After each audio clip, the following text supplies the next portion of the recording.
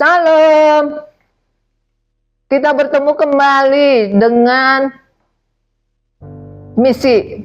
Hari ini kita mau mendengarkan bagaimana Injil diberitakan di Tiongkok. Firman Tuhan mengatakan supaya kita pergi ke ujung-ujung bumi, ke seluruh dunia, dan menjadikan semua bangsa menjadi muridnya. Nah, bangsa Indonesia ada, bangsa Eropa ada, Amerika ada, bangsa Asia ada, termasuk Indonesia dan juga Tiongkok. Dan hari ini kita mau tahu bagaimana sih Injil boleh sampai ke Tiongkok. Siapa ya yang mengabarkan, yang membawa Injil ke sana? Yang membawa Injil ke sana yaitu bernama James Hudson Taylor. Dia hidup dari tahun 1832 sampai 1905. Dia seorang misionaris Kristen asal Inggris yang dikenal sebagai pendiri China Inland Mission, yang sekarang dikenal sebagai OMF Internasional. Hudson Taylor hidup di tengah-tengah keluarga Kristen. Orang tuanya adalah orang Kristen yang taat dan sungguh-sungguh kepada Tuhan. Sehingga ketika dia di dalam kandungan, orang tuanya sudah berdoa supaya dia menjadi seorang misionaris. Dan bukan hanya itu saja, ketika masa kanak-kanak dia juga sering mendengarkan tentang cerita Alkitab dari ayahnya.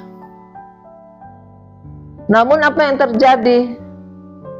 Di usia 15 tahun, dia kecewa terhadap kekristenan.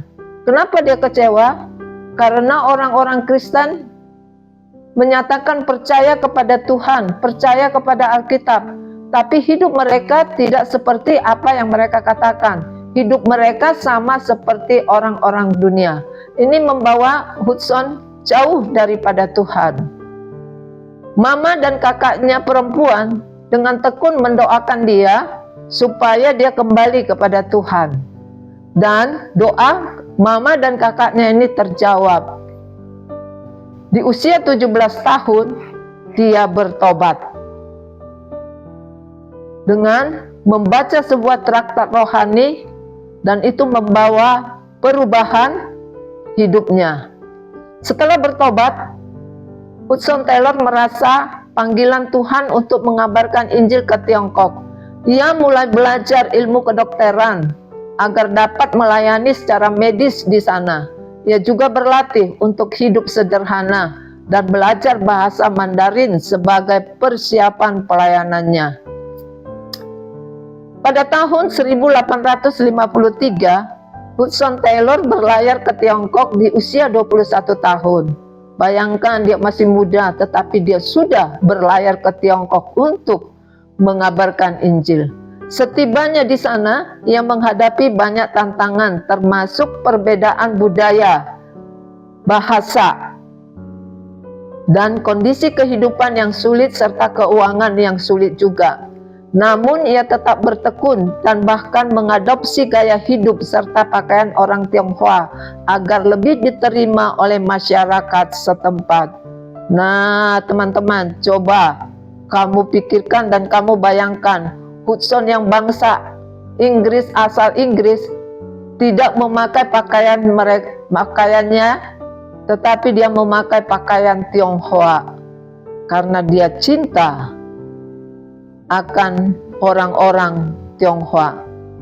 Pada tahun 1865, Taylor mendirikan China Inland Mission atau yang disebut dengan CIM, dengan visi untuk menjangkau wilayah pedalaman Tiongkok yang belum pernah mendengar Injil.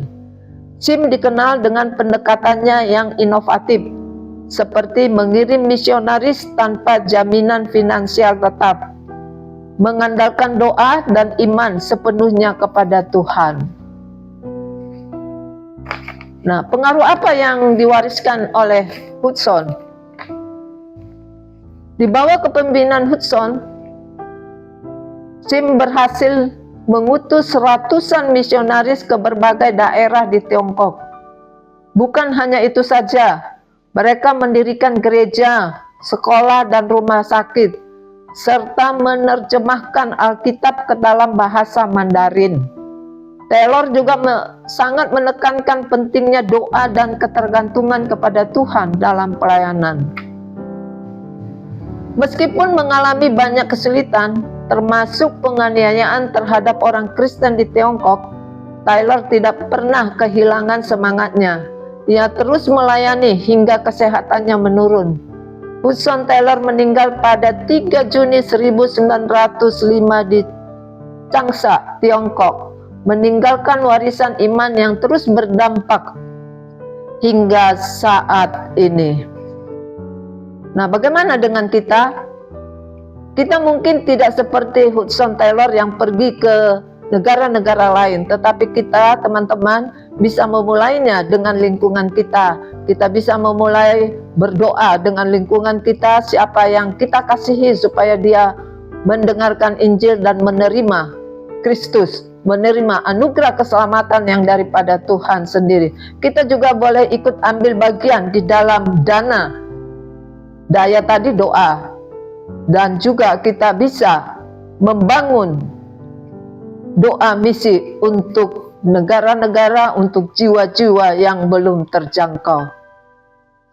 Selamat melayani, selamat bermisi teman-teman. Meskipun engkau kecil, Tuhan memanggilmu.